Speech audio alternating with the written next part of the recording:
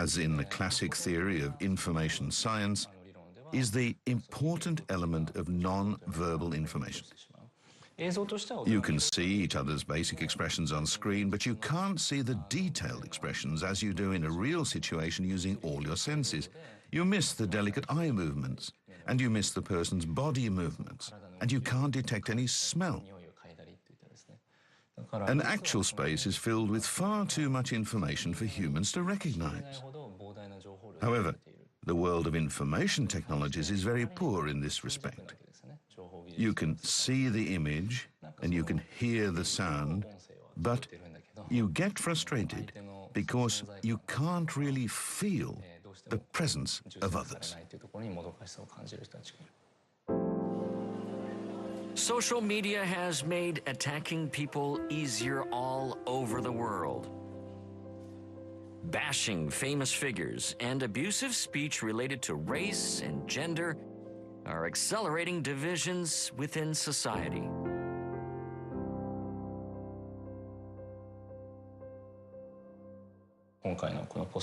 My thoughts in the middle of this post-COVID-19 situation are regarding SNS as a whole.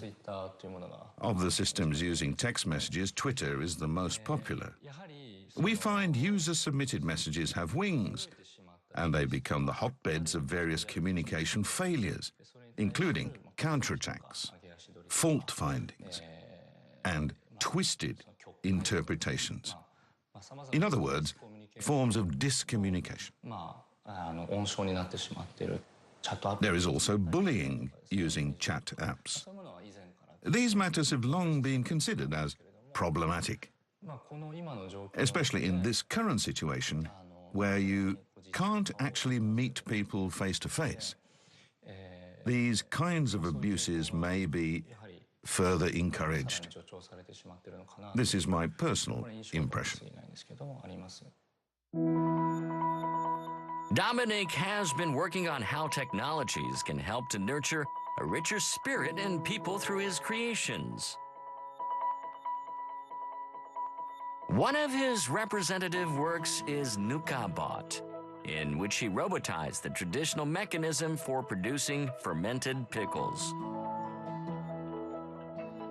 Nukazuke is vegetables pickled in a bed of fermented rice bran called nukadoko. Rice bran generated during rice milling is mixed with salt, kelp, bonito flakes, and other items to induce fermentation. Vegetables in the nukadoko mixture condenses uma, produce nukazuke pickles with the help of a variety of bacteria. However, delicate care is required, giving the mix a regular stir.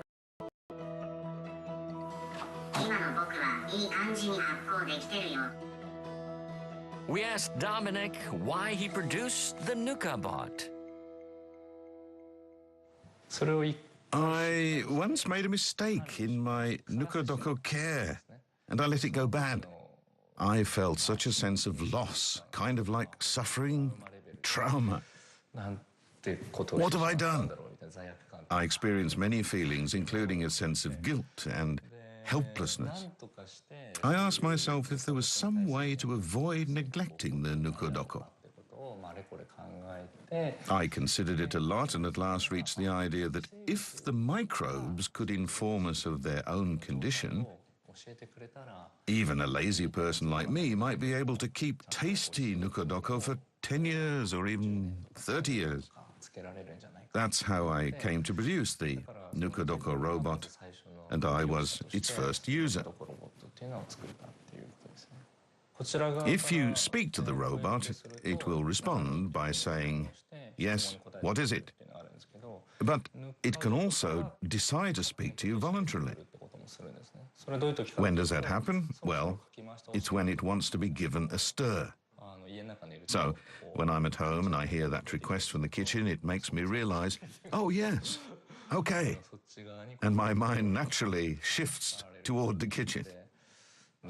Just that communication that the nukadoko is making with you increases your sense of its presence. It increases your awareness of being together, of living together with it in your daily life. Communication has fascinated Dominic ever since his childhood. He is a son of a Japanese mother and a naturalized French father of Taiwanese and Vietnamese descent. Dominic was born and raised in Japan. He went to a French school in Tokyo, and it was this experience of a multilingual environment that triggered his later research. In the school I went to, there were children from more than 50 countries. And if you consider the religious side, there were Christians, and there were also Muslims. There were children from Africa, the Middle East, Europe, and Asian countries. So a glimpse of different cultures was provided amongst the children in the classroom. For example, one of our friends in the class was a Muslim. During the fasting period, he didn't eat all day, so we all gathered around him and asked, "What's up? Why aren't you eating?" "Oh,